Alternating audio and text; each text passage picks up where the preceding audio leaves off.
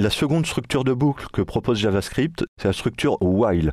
Alors la différence entre une boucle for et une boucle while, c'est que for, vous l'avez vu, est très encadré au niveau de sa syntaxe et de la définition de ses paramètres. While va être beaucoup plus libre. En revanche, il n'y a pas de grosse différence majeure. Alors il y a beaucoup de débats sur Internet sur laquelle des boucles est la plus performante. Le débat est illimité dans la mesure où il dépend du navigateur que l'on utilise.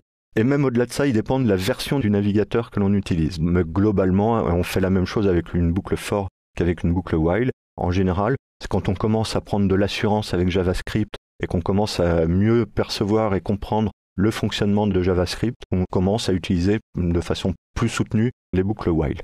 Donc voilà, alors la déclaration d'une boucle while, c'est très simple, encore une fois, c'est avec le mot-clé while.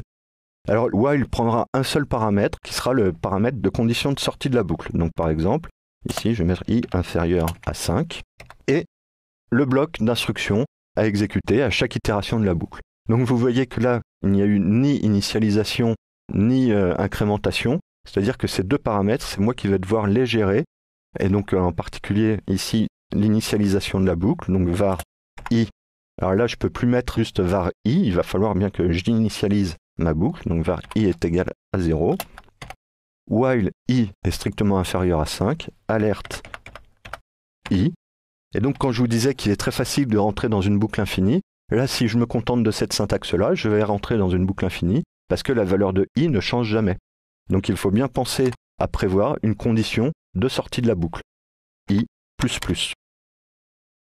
Donc si j'exécute ce code dans ma page de test, qu'est-ce qui va se passer? J'ai bien mon alerte 0, alerte 1, alerte 2, alerte 3, alerte 4 et pas d'alerte 5, puisque quand i prend une valeur 5 ici, eh bien cette condition de sortie de boucle est vérifiée et donc on sort de la boucle. Alors petite différence avec ce qu'on a vu tout à l'heure, alors la différence elle ne sera pas nécessairement flagrante à ce niveau-là, parce que si j'exécute cette portion, on obtient bien le même résultat. Alors pourquoi on obtient le même résultat? C'est parce que ici, en fait, cette instruction-là qui est une instruction unique, il n'y a pas de traitement à proprement parler sur i, donc que l'incrémentation se fasse avant ou après, ça ne change rien. Mais une autre façon d'incrémenter, c'est alerte, par exemple, i++. Si j'exécute cette portion de script, j'ai bien 0, 1, 2, 3, 4. En revanche, si je fais alerte ++i, cette fois-ci, je vais avoir 1, 2, 3, 4, 5. Pourquoi? Parce que là, on demande d'afficher ce résultat-là. Donc, quand on écrit i++, on fait alerte i et ensuite on incrémente. Si on fait alerte ++i, on incrémente et ensuite on affiche le résultat. Alors, je vous parlais tout à l'heure de boucle inversée. Plutôt que de faire while i est strictement inférieur à 5, on peut définir directement la valeur à 5. Et plutôt que de dire while i est strictement inférieur à 5, on pourrait dire par exemple while i est strictement supérieur à 0. Et alors cette fois ce serait plus i++, mais i-. Alors si on exécute cette boucle, alors on se rend compte que les valeurs ne sont plus exactement les mêmes, puisque la valeur d'entrée c'est 5 et la valeur de sortie c'est 0. Donc le 5 apparaît mais pas le 0. Alors on pourrait faire ici 4 et i inférieur ou égal. Et là, on retrouverait les mêmes valeurs que pour la boucle normale. Mais surtout, ici, plutôt que de dire i est strictement supérieur à 0, on peut mettre tout simplement while i. Parce que l'évaluation de cette expression va renvoyer la valeur de i. Et on veut que tant que i est différent de 0 itéré dans la boucle, et quand i sera égal à 0, ici, le while i renverra 0.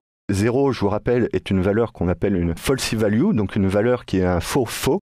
Et donc quand i, à force d'être décrémenté, atteindra 0, ici le résultat sera faux et on sortira de la boucle. Ce qui nous donne, voilà, 5, 4, 3, 2, 1.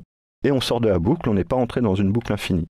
Alors ce qu'on peut faire aussi, pour retrouver les résultats de la toute première boucle qu'on avait créée, plutôt que de post-incrémenter, on peut pré-incrémenter.